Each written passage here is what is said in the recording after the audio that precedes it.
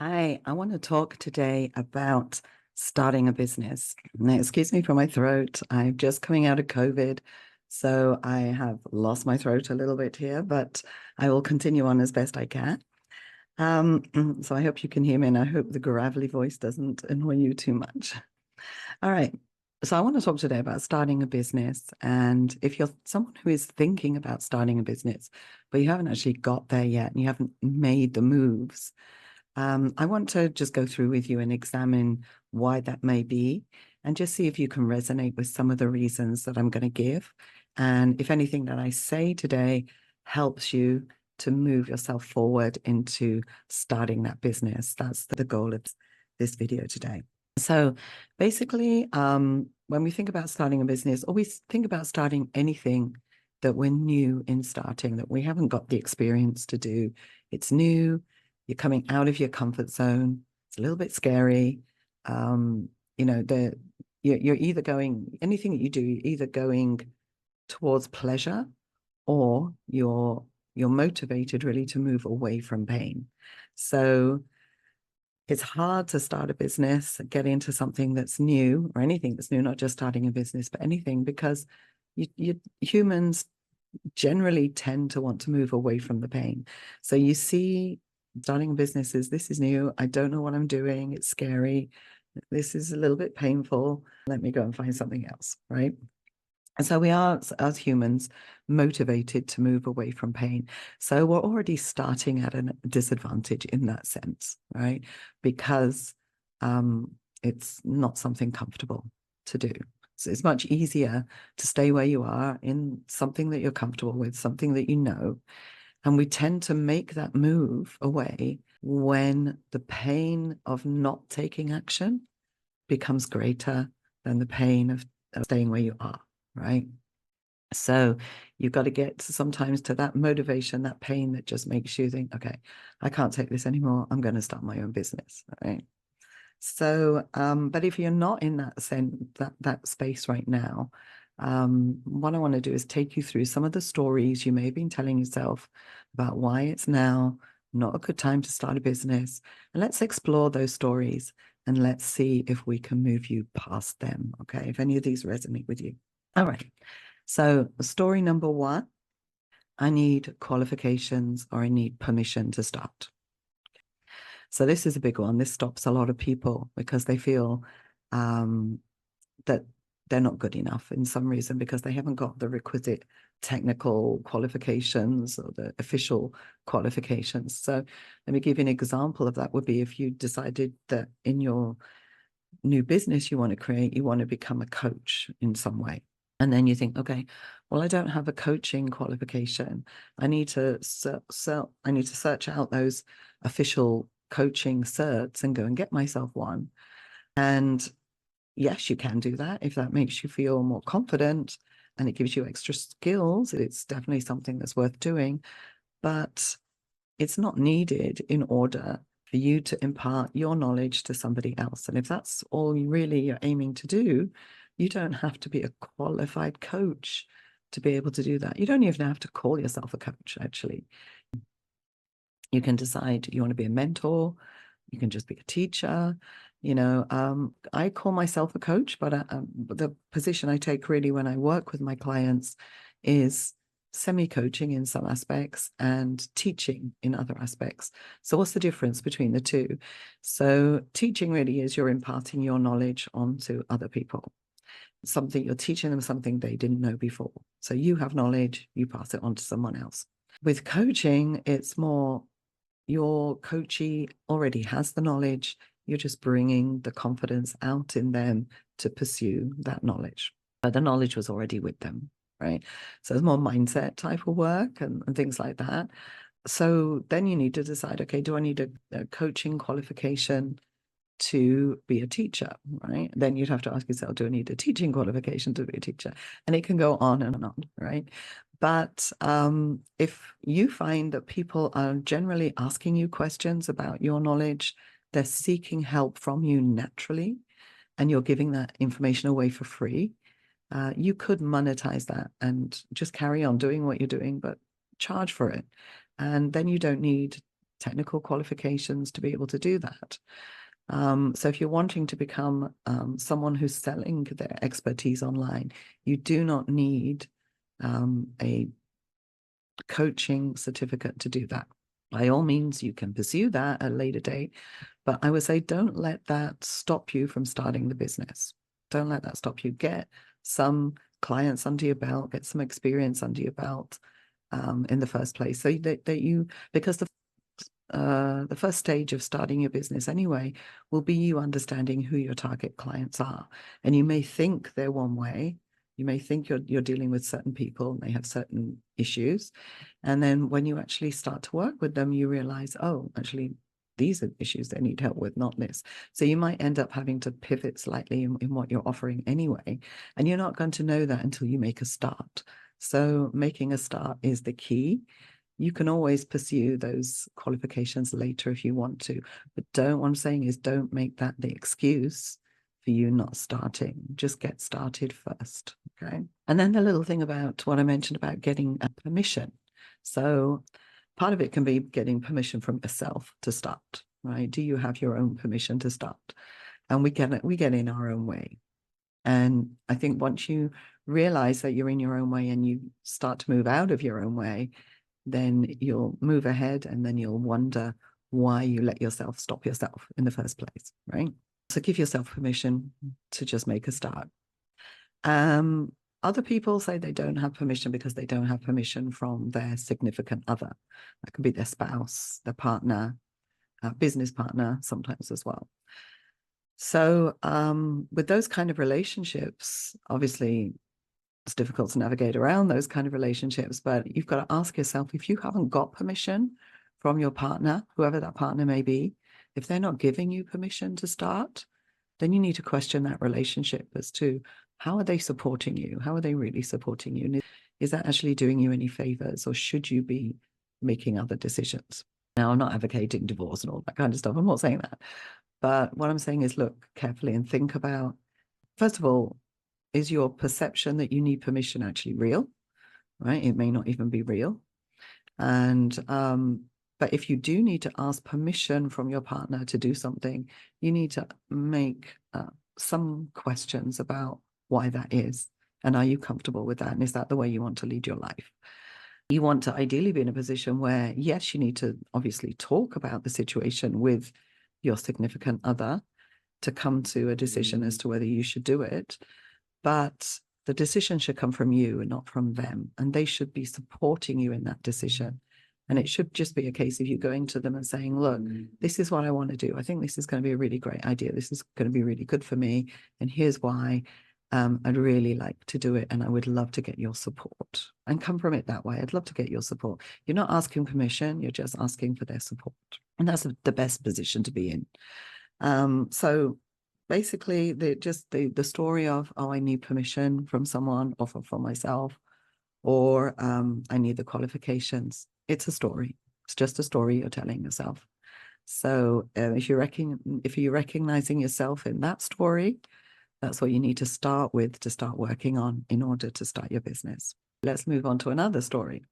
Another story is, I don't have the money right now. Can't afford it right now. And the chances are, if you can't afford it right now, that's going to be your story next year, 2 years down the line, 5 years down the line, 10 years down the line. You'll always be in a position where you can't afford it. And the reason for that is because you're not seeing the value in it. You're not seeing that it's worth the investment, worth putting money into in order to make a change in your life. If you really did see the value, you'd find the money. You would find a way to find the money. So first thing I would say about that is it's never been easier in the history of the world to start a business than it is now, because you can run things online. Running a business online, you've got very few barriers to entry. Money is not one of them, because you can run a business online with nothing except the subscription fee for the online tools you need. That's it. And that can go as low as $27 a month, right? So you can find $27 a month to start your business. So that's one thing. Yeah, so today with the tools that's available, the way that these tools have been set up specifically for people running a business online, it's just never been easier to do it. It's just never been easier. So saying in that sense that you don't have the money to start, it's a story you're telling yourself, because that's just not true. It's just not true. Then when you're looking further into it and saying, okay, well, yeah, I will need to eventually invest in the business to move it along. I may need to do ads. That's going to take some money. I'm going to have to hire staff. That's going to take some money. So if you're looking down the road at, okay, how am I going to grow this business once I start it? Then again, you just got to be resourceful about where you're going to find the money.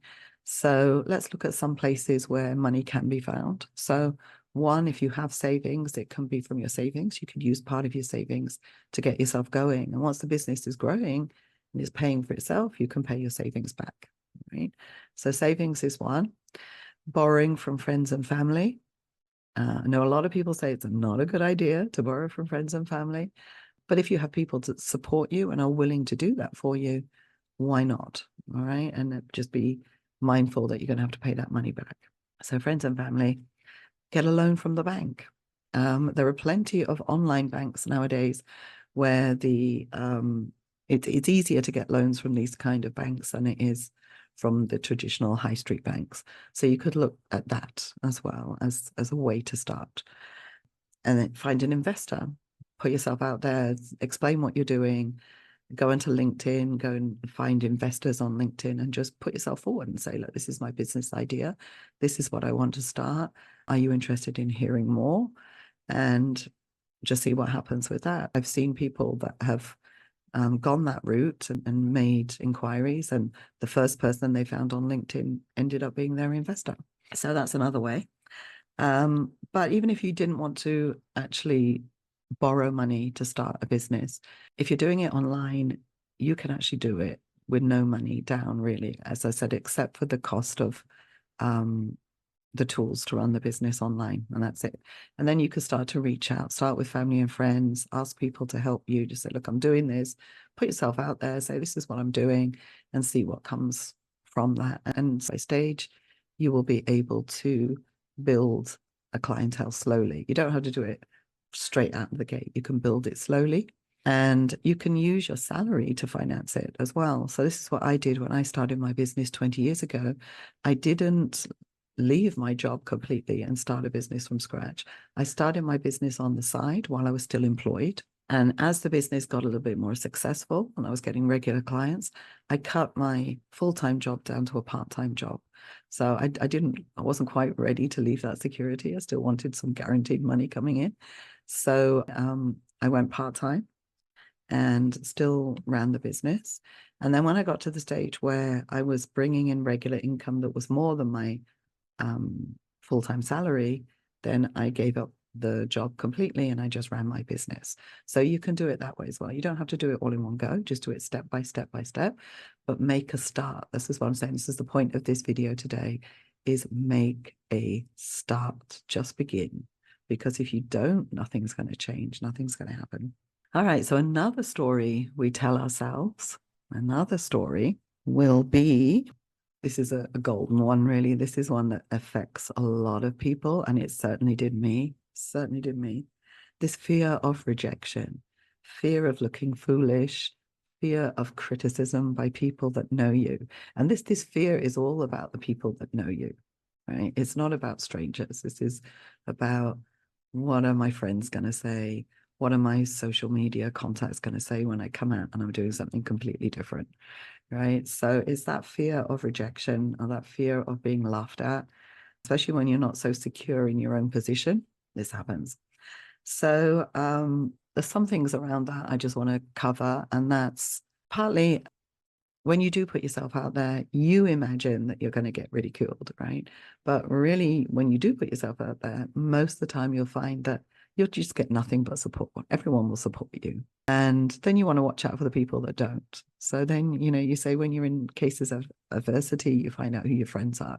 So those that don't support you, okay, you know that you're not going to get any help from them. So that's a way to weed out the people that are not really in your life to support you.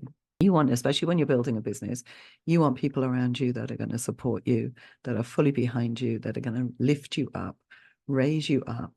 You don't want people pulling you down at this stage or at any stage, right? You just want to get these people out of the circumference of your life. And then it is a case of when you're going into starting a business, it's a different mindset. It's a completely different mindset. And it's likely that a lot of the friends that you surround yourself with don't have the mindset of a business owner because they're in salaried jobs and they always have been. And you'll get some people say, are you out of your mind? You know, I certainly did. I got it with some of my friends. I got it with my immediate boss when I told him I was resigning. He begged me not to resign. And he also said, this is the worst time to start a business. This is not secure. You shouldn't be doing this, Ange, all this kind of stuff. But the person who stood by me was my husband. And he said, you know, if this is what you want to do, go ahead and do it. And he believed in me 100%. So you want to keep the people around you that believe in you and the people that will raise you up and support you. Notice the people that don't. And, you know, it may be not a case of removing them from your life, but you just want to be very watchful, very mindful of how much time you spend with them and how much you let them infiltrate your mindset kind of thing, because you don't want them poisoning your mindset with their short-sighted view of the world. Because when somebody is saying something to you, they're coming at it from their mindset and from their point of view, from their view of the world. And that's not your view of the world. So you just have to thank them, accept it, thank them for the good advice, but then do what you want to do anyway. And just recognize that they're just seeing it from their perspective. That doesn't mean their perspective is right. It just means that's what's right for them, but it's not right for you.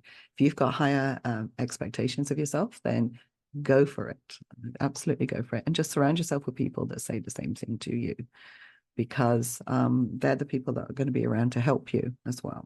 All right. So you don't want to be around people that bring you down. You want to be very mindful of the network that you hang around with. As you're building a business, find business networks to join that will support you, and you'll be around people that are doing the same thing you're doing. They're a little bit ahead of you. They'll be able to give you advice. So these people you can listen to because they've been there, done it. All right. They're in a different mindset. So you can listen to them. And you just want to be very careful with who you associate with. And from now on, choose to bring into your life people that are positive, that are open, and that are supportive of what you're doing and believe in you. All right. So then you won't get so much of that fear of rejection. And also the fear of rejection is, it's, as I mentioned earlier, when you put yourself out there, you'll probably find that what you're imagining doesn't actually happen for the most part. As I said, yes, you'll get some people going, are you absolutely crazy, right? But for the most part, you'll get people supporting you as well.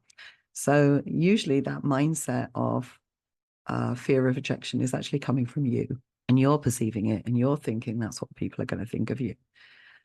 So my advice to you is just do it, and then you'll find that it's just not as scary as you thought it would be, and that putting yourself out there to be judged isn't as scary as you thought it would be. Okay, so that is number 3 in terms of the stories we tell ourselves. So number 4 in terms of the stories we tell ourselves, another one is it's not going to work out. It's all going to go wrong, right? We tend to dramatize the future, right? We tend to dramatize things we're not familiar with, and we look at all the reasons why we shouldn't be doing something, what could go wrong, right? So the best way to approach that is to look at it as 3 possible scenarios. First scenario is, okay, if it goes wrong, what's going to happen, right? What's the worst thing that can happen? Then what's the middle ground? And then what's the best thing that happened? If it all went right, what would happen, right? So you've got the 2 extremes, and then you've got the middle. And you'll usually find that your results will be middle to best. You'll be in that area somewhere. And that far extreme, this is the worst thing that can happen, is likely never going to happen. It's just too extreme. It's far too extreme. And as I said, we tend to dramatize everything. And then when things happen, and then you look back afterwards and things have succeeded, it's gone the way you wanted, you'll look back and you'll think, why was I ever worried about that? right? That, I promise you, that's what's going to happen. You'll look back and why was I worried about that? Why didn't I do it sooner? Why did I let those fears stop me? All right. This dramatization of the fear of the unknown. Okay. So I promise you, when you look back on it, you'll realize that the worst thing didn't happen. And you will be thinking, why didn't I start this sooner? Why did I let that fear stop me? Okay. I promise you that is what will happen there. So number 5, another story we tell ourselves. I don't know where to start. I don't know how. I don't know. So therefore, I'm not going to do it because I don't know. Right. Well, the obvious thing there is if you don't know, find someone who does and learn from them and just learn step by step. Okay. And just take yourself through a system step by step from someone who's already done it so that you know it works. You know, if you follow that thing step by step, it's going to work for you because it worked for them. But just make a start. But just using the excuse, I don't know how, or I don't know where to start. That's just a story. And I kind of liken this to becoming a parent for the first time, right? Nobody's prepared to be a parent. Nobody's ready to be a parent. Even if they think they're ready to be a parent, and they've done all the pre-steps and they've painted the baby's room and they've got all the strollers and everything ready before the birth. Nobody's actually really ready to be a parent because it's not something you've ever done before. You've got no experience in it. Yes, you've seen other people do it. You've seen parents do it. But it's not something you're ever going to be mentally ready for as a parent until it happens. And then, of course, that baby is born and then you just naturally step into it, right? Of course, there is learning curves and there's things you have to learn along the way. It didn't stop you from becoming a parent because you didn't know where to start, right? Or you didn't know how to be a parent. That didn't stop you. And if you wait for if you wait for the perfect moment, or when you think it's the perfect moment to start, whether it's having a baby or whether it's starting a business, which will be your new baby, you'll never start. If you have that thinking, if you continue that thinking, you will never start a business. If you're thinking it's not the right time now to start, I don't know where to start. Maybe later, I'm not ready. I've got to do this first. You're just letting opportunity pass you by. And I promise you that the more you delay it, when you do finally do it, you will look back and say, I wish I'd done this sooner, because you'll realize that there will be years that you've let go by. In all those years, you could have been making the money on your business and you have let that go by because you've told yourself a story and you haven't let yourself go into it. So just be mindful that there is no perfect place to start. You've just got to make a start and figure out along the way how to make it work. There's no right time and there's no perfect place to start. Just start. Just start. The last one for today that I'm going to talk about is I don't have time. All right. Now, this particular one is my favorite bugbear. This is the one. I understand all the others. I understand where people are coming from for all the others. But this one drives me nuts when I hear people say this because it's illogical. First of all, I don't have time. Well, you have the same amount of time as I do. Logically, we all have 24 hours in a day, right? So you do have time. I have time, so therefore you have time. You have time. So that story is just shot at the first hurdle there. You have time. So what are people really saying when they don't have time? What they're saying is, I can't find a way to fit this into my current circumstance. All right. Well, obviously you can't because they're your current circumstances. You're going to have to jiggle and move things around in order to fit a business in, right? So when you say you don't have time, you've got to look at your calendar. You've got to look at what you're doing in your life, look at the time that you're spending and work out where you can find those extra hours that you can use to start to build your business. And I promise you, you will be able to find at least 10 hours a week. That's 40 hours a month spare to do this. You will be able to find 10 hours at least. Because when you actually analyze and we get down, and I can sit down and I can work this out with you, and I will find you 10 hours a week to do this.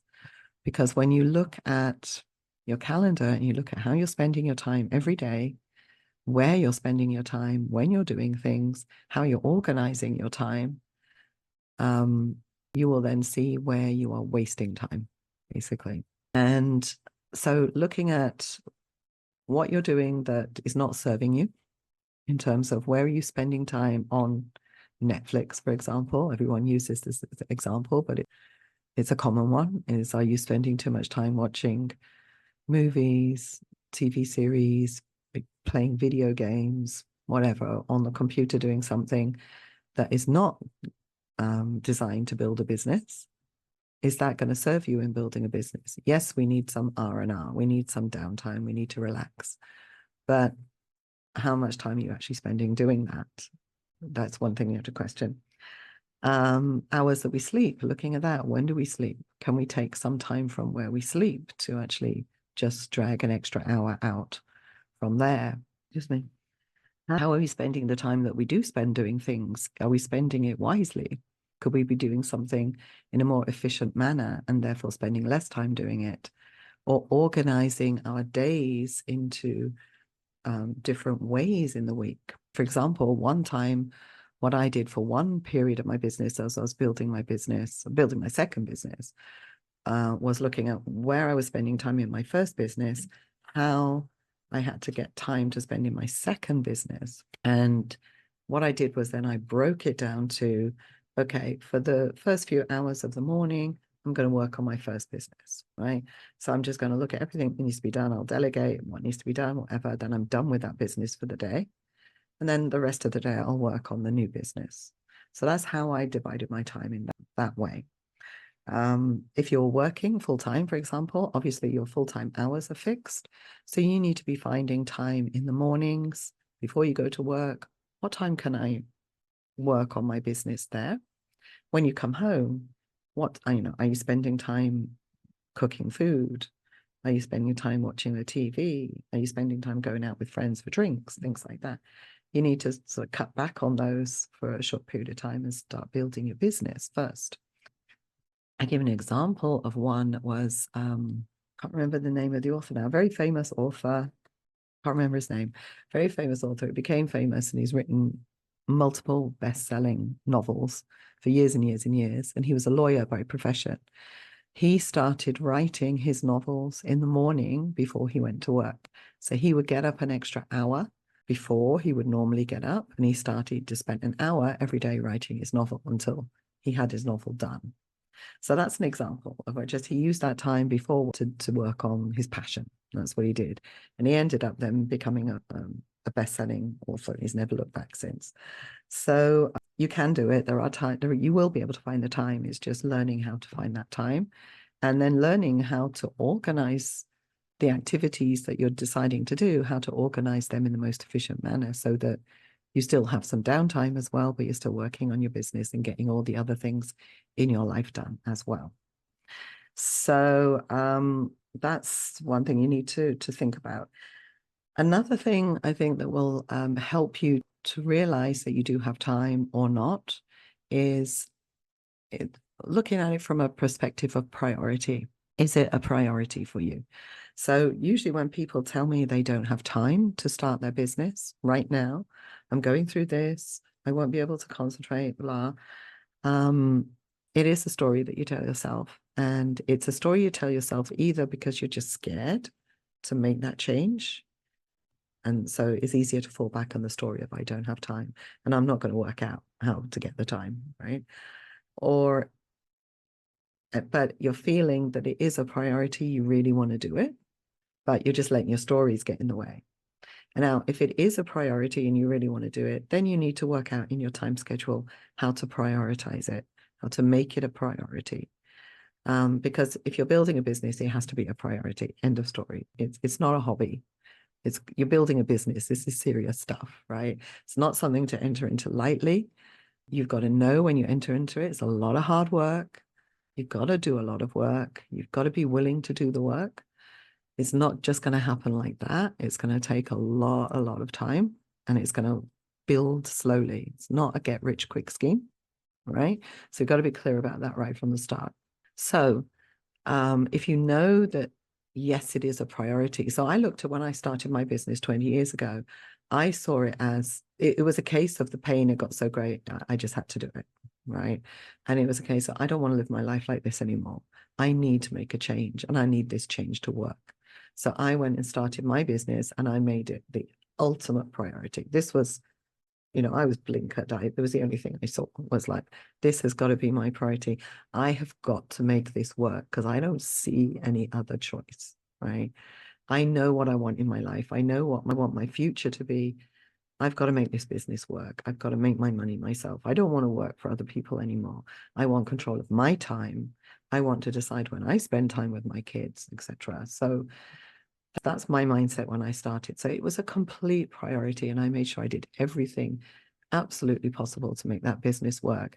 And for years ahead in the business, I was still the same. It's like, this business is not going to die. This business, I am not going to go out of business.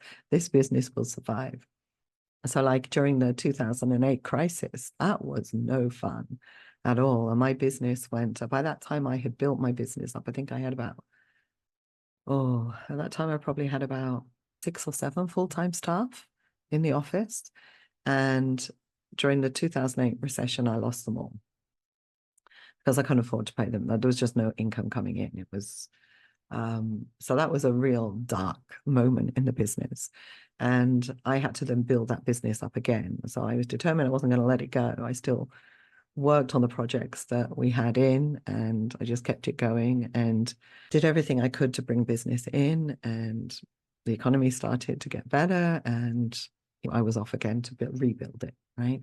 So you've just got to question yourself, is it a priority? Is it something that I'm going to decide is not going to fail? And I'm going to do everything in my power for it not to fail. Then you're ready to build a business. Okay. So then the other thing, if it's not a priority for you and you're saying, well, I've got to get these things done first in my life, this has to happen first. I can't build a business as I'm moving house. Then I would say it's just not a priority for you. It's not a priority because you can build a business as you're moving house. When I started my business 20 years ago, I had 2 kids under the age of 2. I had a full-time job teaching. I think I've told you this already, right? I had, as I said earlier, I had the full-time job. I was doing the marking out of business hours. I was doing the planning of lessons out of business hours. I was building the courses as well. And, I had no time. I had no free time. I was really, really stressed. And that gave me the pain to actually start my business because I knew I didn't want to be doing that. But at the same time, I knew I couldn't leave because I needed the salary, but I had to start the business so that I could start building money there so I could leave the salary, right? So I was working every hour I was awake, basically, and I slept very little in those early days. But I saw it as short-term pain for the long-term gain because I knew where it was going. I knew I had to make it work. And it was my priority. I made it a priority.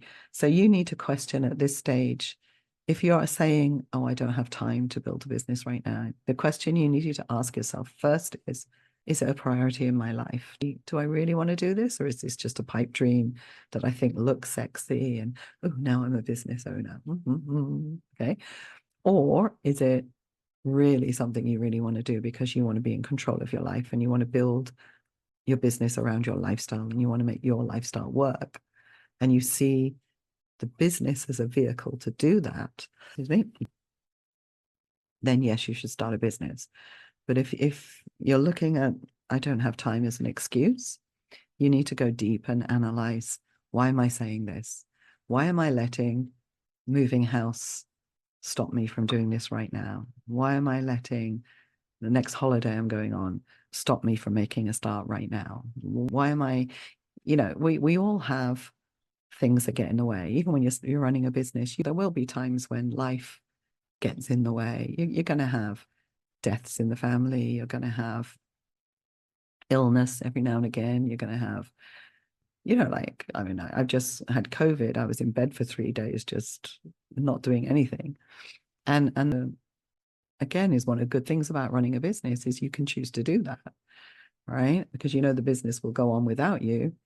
And you could say the same about working as well, but I would say it's a case of you're managing your own time when you have your own business and you can do what you want. But what I'm saying is that when you have things in your life that stop you from doing things, you've got to question, are they really stopping me or am I making an excuse?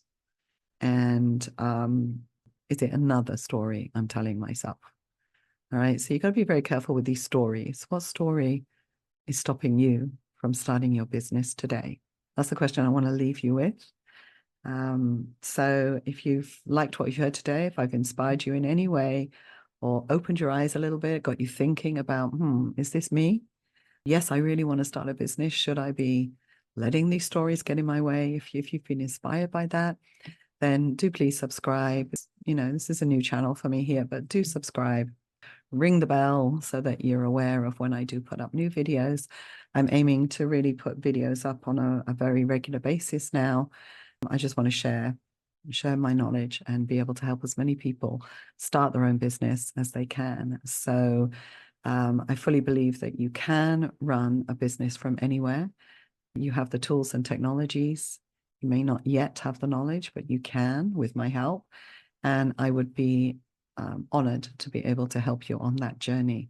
So do subscribe, and I look forward to seeing you again very soon.